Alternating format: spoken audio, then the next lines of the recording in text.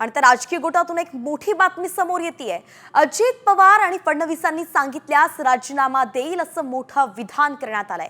अजित पवार आणि फडणवीस घेतील तो निर्णय मान्य असेल असंच मंत्री धनंजय मुंडे म्हणाले आहेत।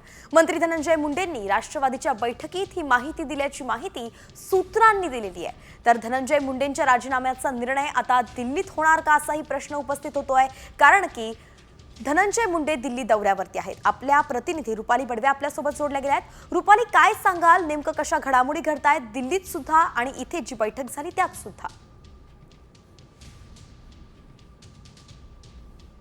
प्रकरणामध्ये अनेक आरोप होत आहे आणि या सगळ्या संदर्भात सामाजिक कार्यकर्त्या अंजली दमानिया यांनी सुद्धा अजित पवारांची भेट घेतली होती।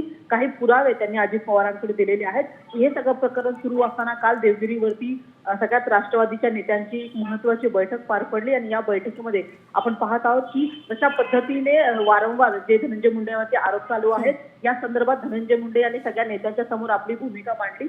त्यांनी सगळ्या नेत्यांसमोर हे जाहीरपणे बोलून दाखवलं की जर अजित पवार आणि मुख्यमंत्री दोघंही मिळून जर मला माझा राजीनामा मागत असतील तर तो मी देईल। नेते जो काही निर्णय घेतील तो मला मान्य असेल, मात्र मला बदनाम करण्याचं षडयंत्र चालू आहे अशा पद्धतीची खरं तर भावना जी ती धनंजय मुंडे यांनी आपल्या नेत्यांसमोर बोलून दाखवली आणि तशा पद्धतीने एकूणच राजकारण चालू आहे। आणि आज धनंजय मुंडे खरं तर एका खात्याच्या संदर्भात दिल्लीवर गेले आहेत।